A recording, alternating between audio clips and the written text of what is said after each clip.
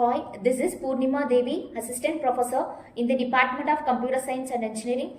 So in that last class, I have to discuss about what are all the OOPS concept we have to be included in our syllabus, and also we have to discuss about what is class and what is the syntax for it and how to create the class, and another one is what is object and what is the syntax for it and how to create an object for that particular class.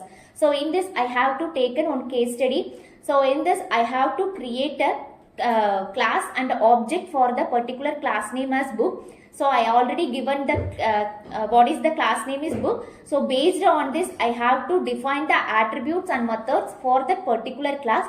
So in this I have to create the class name as book. So what syntax for the class is class name. So I have to define my class name as book. So after that I already said about inside the class we have to use attributes and methods inside the class. So it should be included in that inside the class. So that's why we have to be include the attributes and methods. So inside the class, so I have to define the attributes. So what are all the attributes which we have to be included based on our class name book. So in this I have to use book ID. So title of the book and author of the book and the price of the book. So these are all the attributes. So when we have to define the attributes, we must include the data type. So if I have to be include the book ID means, so I have to include either into or string values. So title, so in this I have to be used as a string. So when I have to define the value as a like string, so we have to be defined it inside the double quotes. So double quotes I have to be include the title of my book and the author. So author also in a string. So author will be in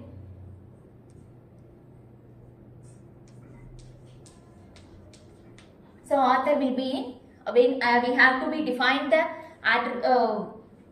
attributes in the data type as string. So that's why I have to be mentioned inside the double quotes, and the price value. So price value is 120 rupees. So these are all my attributes. So when we have to define the class, we must include the attributes based on the corresponding data type. So this is the way we have to be create the attributes. So what are all the attributes and the related values with the corresponding data type. So when we have to be define the values like as a data type string, so we have to mention the value for the attribute is inside the double quotes. So this is the main thing we have to be focused.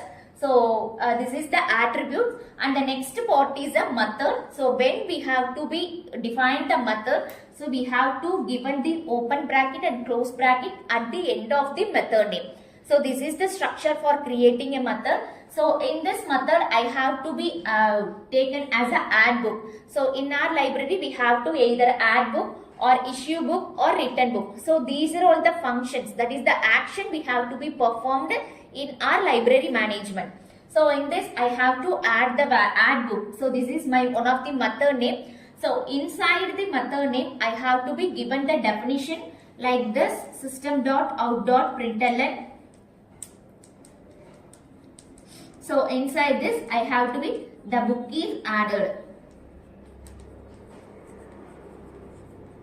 So this is the definition for the particular method name. So the next one is issue book. So these are all the one of the method name. So inside the method name I have to be given the definition for the particular method and the return book. So these are all the methods which we have to be defined under the class name as book. So this is the structure for creating a class.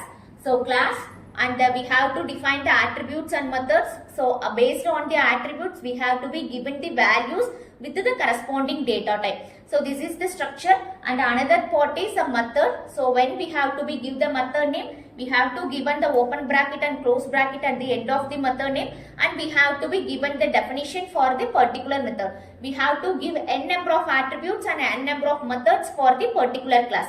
So this is the structure for creating a class. For the library management. So in this library management I have to be taken the class name as book. So this is the structure for creating a class book. So we have to be define n number of methods and n number of attributes for the particular class. So after that only we have to be create an object for the particular class. So when we have to be create an object, only we have to be access all the methods and attributes inside the class. So in that next class we have to be discuss about how to create the object for the particular class. Thank you.